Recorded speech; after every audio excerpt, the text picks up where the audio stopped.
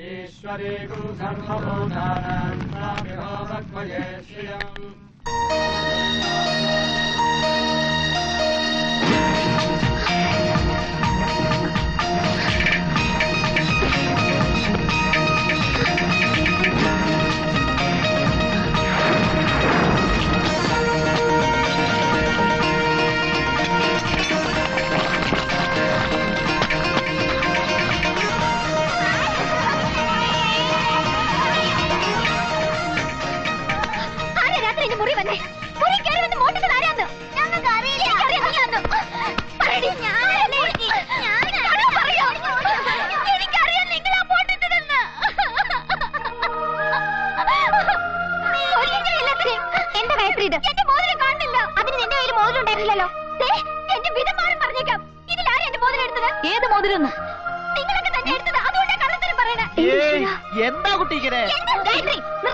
മോതിരം കാണാനില്ല തിരക്കല്ലേ വേണ്ടത്? വെറുതെ ഒച്ചയുണ്ടാക്കി വലിയ തന്നെ ദേഷ്യം പിടിപ്പിക്കണ്ട. ദേഷ്യം വന്ന് എന്ത് ചെയ്യും? എന്നെ എന്ത് ചെയ്യുമെന്ന് കടച്ചു തിന്നുവോ? ഗായത്രി, ഞാനൊരു കാര്യം പറഞ്ഞേക്കാം. ആരെ എടുത്തതെന്ന് എനിക്കറിയണ്ട, പക്ഷെ എന്റെ മോതിരം എനിക്ക് വേണം. അതില്ലാതെ കാണിച്ചു തരും ഞാൻ. മോതിരം ആരെ അടുത്താഴ്ച തിരിച്ചു തരും? അത് സൗമ്യമായിട്ട് ചോദിക്കാലോ. താൻ വെറുതെ റെക്ലെസ് ആയിട്ട്. അതാ എന്റെ സ്വഭാവം. ഇന്നും ഇന്നലെ തുടങ്ങിയതല്ല. ഞാൻ വളരെ പൊസസീവാ. മനുവിന് എന്നെ അറിയില്ല. അറിയാതെ അടുത്തോണ്ട് ആക്കം കൂടുതലും. അതൊരു കാഴ്ചപ്പാട്. പക്ഷെ അറിയാതിരുന്നാൽ അത് വേറെ ആവേശമായി പോകും മനുവിന്റെ. എന്റെ 3-ാം വയസ്സിലാ എന്റെ അച്ഛനമ്മയും വഴക്കിട്ട് പിരിഞ്ഞത്. അന്ന് തുടങ്ങി ഉള്ളിൽ പറഞ്ഞറിയിക്കാൻ വയ്യാത്തൊരു ഭയം. ഇൻസെക്യൂരിറ്റി ആവാം, ദുരന്ത അപകടോ എന്താ സംഭവിക്കുന്നൊരു തോന്നല്. കൊച്ചിലെ തൊട്ട് മാറി മാറി ഹോസ്റ്റലിൽ താമസിക്കുമ്പോഴും ഈ ഭയം മാത്രമായിരുന്നു കൂട്ടിന്. പിന്നെ പിന്നെ ഉറക്കം പോലും ഭയപ്പാണ്ട ഒരു കൂട്ടായി മാറാൻ തുടങ്ങി. ഇടയ്ക്കിടയ്ക്ക് ഞാൻ ഓർക്കുമായിരുന്നു എല്ലാം ഇട്ടെറിഞ്ഞു കോലത്ത് അഭയം തരണമെന്ന്. ഇവിടെ വന്നപ്പോ ഞാൻ എന്നെ തന്നെ എങ്ങോട്ട് എക്സ്റ്റെൻഡ് ചെയ്യണ പോലെ സ്വപ്നങ്ങളും മയിൽപ്പിലിക്കാവും പൂജയൊക്കെ കൂടി ഞാൻ മറ്റാരായി മാറണ പോലെ. ഗായത്രി, എന്താ ഇത്? തനിക്ക് സംഭവിച്ചിരിക്കുന്ന എന്താണെന്ന് ഞാൻ പറയാം. കുറെ നാളെ ചുമന്ന് നടന്ന ഭയത്തിന് മാറാപ്പിന്ന് തനിക്കൊരു ചെപ്പ് കിട്ടി. പ്രേമം. അത് ഗായത്രിക്ക് അറിയാം. ഉള്ളിൽ ഗോപുരം കെട്ടിയിട്ട് തുറന്നു പറയാനൊരു മടി, പുറത്ത് കാണിക്കാനൊരു ചമ്മൽ. അല്ലെങ്കിൽ ഞാൻ തന്ന മോതിരത്തിന് ഇത്രയ്ക്ക് മതിപ്പ് തീർക്കില്ലല്ലോ. അതല്ല മനു, മോതിരം പെട്ടെന്ന് കാണാണ്ടായപ്പോ മുതല് മയങ്ങിക്കിടന്ന സർപ്പങ്ങളെല്ലാം മടങ്ങി എത്തിയിരിക്കണം. എന്തോ സംഭവിക്കാൻ പോണോന്ന് എനിക്ക് ആരും ഇല്ലാത്ത പോലെ. ഗായത്രി, നോക്കി, ഒന്നും സംഭവിക്കില്ല. ഞാനില്ലേ പറയണേ.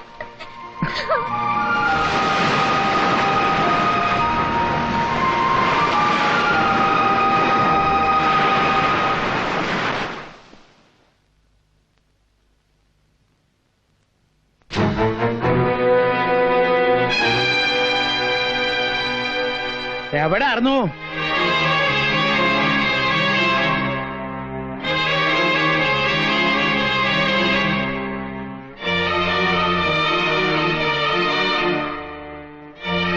ചോദ്യം കേട്ടില്ലെന്നുണ്ടോ? 60 വർഷം മുമ്പ് ഇവിടെ എന്താ നടന്നെന്ന് അറിയോ കുട്ടിക്ക്? ഇതുപോലെ ചിരിയും കളിയും എടുത്തിയാട്ടോ ആയിട്ട് കോലോത്തെ കുട്ടിക്ക് ദേഹാന്തായി. ദേഹാന്തം. അത് വീണ്ടും ആവർത്തിക്കാതിരിക്കാൻ എനിക്കൊരു ഉത്തരവാദിത്വമുണ്ട് ഈ കൂടി നിൽക്കുന്ന എല്ലാവർക്കും. പേറ്റുന്നോ ഇവിടുത്തെ അമ്മ എവിടെ? നേരെ ചൊല്ലിത്തരാൻ. സ്വൽപ്പടിക്ക് നിർത്താൻ അച്ഛനെവിടെ? അതുകൊണ്ട് ഞാൻ പറയണോ, ഇനി അവനെ കാണരുതെന്ന് വെച്ചാ കാണരുത്. അതന്നെ. ഇന്ന ആളെ കാണരുതെന്നും ഇന്ന ആളെ കാണണമെന്നും തീരുമാനിക്കുന്ന ഞാനാ.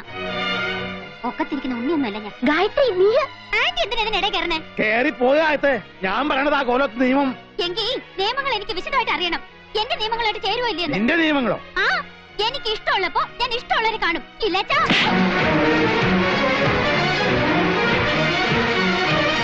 പിടിച്ചോണ്ട് പോകാ ഈ അശ്രീകരത്തിനെ. ഇനി പുറത്തേക്ക് വിടണ്ട.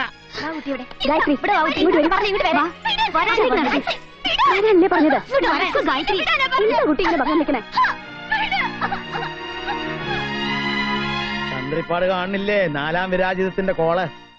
പ്രതീക്ഷിച്ച പോലെ തന്നെ അല്ലേ? ആവാഹിക്കേണ്ടി വരുമോന്നാ ഭയപ്പെടണേ? ഒന്നും വേണ്ട, ഞാൻ കൈകാര്യം ചെയ്തോളാം. പൂജ മുടക്കാൻ ഞാൻ സമ്മതിക്കില്ല.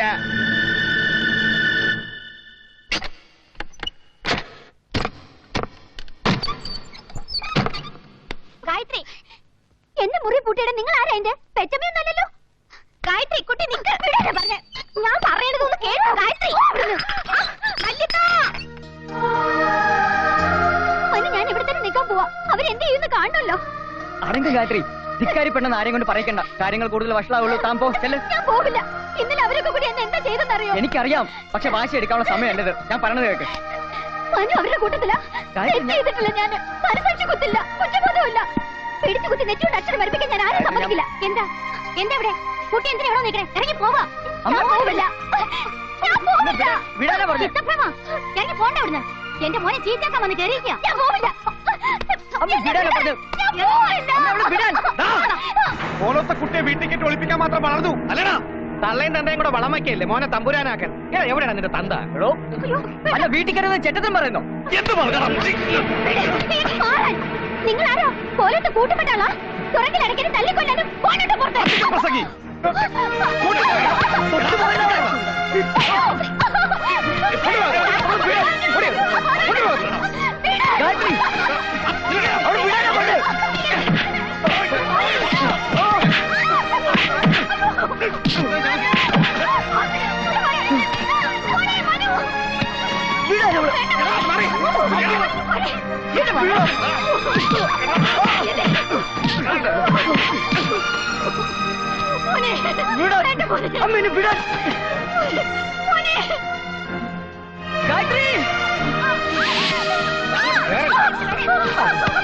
കുട്ടി കാന്ത പോലെ പിടിച്ചിരിക്കരുത്. പറച്ചിങ്ങെടുത്തു പിടിച്ചു പൂട്ടാവളെ മുറിക്കുള്ളിലെ. ഗായത്രി, എന്തിനാ അവളെ ഇതിലും വെറുതെ? ഓരോത്ത് കയറി വന്ന് ബഹളം ഉണ്ടാക്കാനും മാത്രം വളർന്നു നീയല്ലേ. അവള് ഇറങ്ങാ പുറത്തെ. അവളൊരു തെറ്റും ചെയ്തിട്ടില്ല. ഇടിച്ചു പുറത്താക്കാൻ. അവളൊരു തെറ്റും ചെയ്തിട്ടില്ല.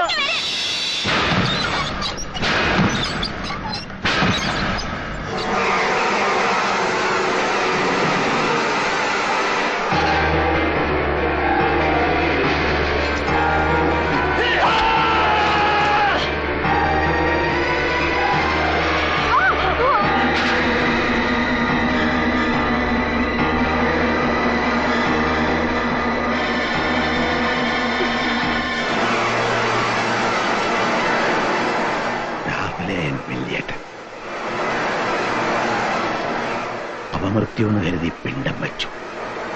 ഭഗവതി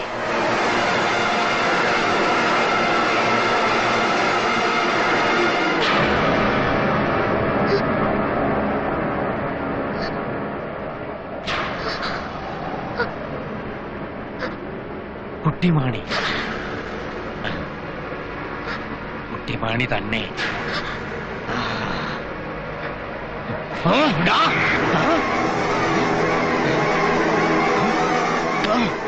കൃഷ്ണനുണ്ടിയല്ലേ നീ?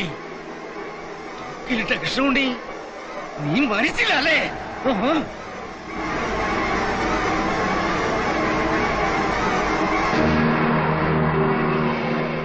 മന്ത്രസമുച്ചയങ്ങളുടെ വൃത്തവും അഷ്ടദളവും ഗോപുരങ്ങളും എന്നെ ഇങ്ങടെത്തിച്ചത് വെറുതെയല്ല.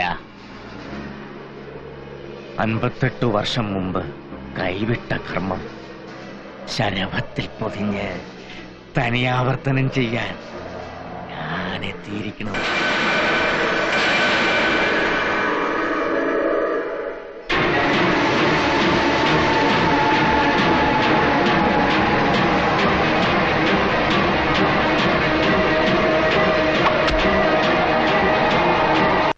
ഞാൻ കാരണം അച്ഛന് പ്രശ്നങ്ങൾ ഉണ്ടാവണ്ട, കോലത്തുള്ള ആർക്കും പ്രശ്നങ്ങൾ ഉണ്ടാവണ്ട. കണ്ടു നോക്കിന്ന് പറഞ്ഞു ആ പാവം കൊച്ചിനെ കൊല്ലാതെ കൊല്ലും എല്ലാരും. ഞാൻ പോവും അവിടുന്ന്. അതിന് നീ ഇറങ്ങിപ്പോയ പ്രശ്നങ്ങളെല്ലാം തീരുവോ? അല്ലെ തന്നെ എന്ത് തല പോകുന്ന പ്രശ്നം? പറയണത് കേട്ടില്ലേ? തമ്പുരാട്ടുകുട്ടിയെ മയക്കെടുത്തുന്നു കോലത്തുന്നു. നീ എന്റെ മോനാ. പേനും മയമ്പത്തിന്റെ നാക്കി തൊട്ടു തന്ന പോലെ ഇന്ന് ഈ നിമിഷം വരെ നിന്നെ എനിക്കറിയാം. ആ കിളവ് വലിയത്താണെന്ന് അറിയില്ല. ഒരച്ഛന്റെ മനസ്സ് മനസ്സിലാക്കാനുള്ള കഴിവില്ല അയക്ക്. അല്ലേ ഓരോത്ത് ഏതോ മരം കയറി പെണ്ണുമെന്ന് തോന്നിയാസം കാണിച്ചതിന് നീ അത് ഏറ്റെടുക്കാൻ പോണോ? എന്തിനാ എല്ലാരും കൂടെ പിച്ച് കീറും ഇവിടെ നിന്നാ. ആമ്പിള്ളേരെ പറിച്ചെന്ന് പറയണ ആരെ മുഖത്ത് നോക്കി. അല്ലെങ്കിൽ വേണ്ട, ഞാൻ പറയാം. നീ വായന്റെ കൂടെ വല്യത്താ. എനിക്കിന്ന് രണ്ടിലൊന്നറിയണം. 31 കൊല്ലമായി ഞാൻ ഈ കോവിലകത്ത് മതിൽക്കെട്ടിനകത്ത് വേർപ്പൊഴുക്കാൻ തുടങ്ങിയിട്ട് ഇവിടുത്തെ ഒരു കരിയിലേക്ക് പോലും കേടുവരാതെ ഇതുവരെ ഞാൻ നോക്കി നടത്തിയിട്ടുണ്ട്. എന്നിട്ടിപ്പോ എങ്ങാണ്ടത്തൊക്കെ വന്നവര് എന്റെ വീട്ടിൽ കയറി വന്ന് എന്റെ പോലെ തല്ലി ചർച്ചയിൽ എനിക്ക് ഉത്തരം കിട്ടണം. ഇവന്റെ മുഖത്തേക്ക് നോക്കിക്ക്. ഇവൻ എന്താ തെറ്റ് ചെയ്തെന്ന് പറ. എന്റെ അറിവില് നിർത്തണോ. പൂജയ്ക്ക് വിഘ്നം വരുന്ന ഒന്നും ഞാൻ സമ്മതിക്കില്ല. 31 വർഷത്തെ പഴക്കവും ഈ ചെറുക്കന്റെ മുറിപ്പാടും വെച്ച് ആരും എന്നെ തർക്കശാസ്ത്രം പഠിപ്പിക്കണ്ട.